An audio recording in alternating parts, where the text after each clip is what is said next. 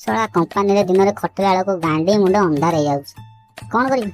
Girlfriend କହିଛି ପରା government ଚାକିରିଟା କରିବି। ଏପଟେ ପଛେ ଦିନରେ ମୋର ଅନ୍ଧାର ହେଇଯାଉ, ରାତିରେ ସେଇଟା ମୋତେ ଫ୍ୟୁଚର ପାଇଁ ଆଲୁଅ କରିବାକୁ ପଡ଼ିବ। ଶଳା ଏତିକି କିଏ କଲ୍ କରାବି? ଓହୋ ହ୍ୟାଲୋ।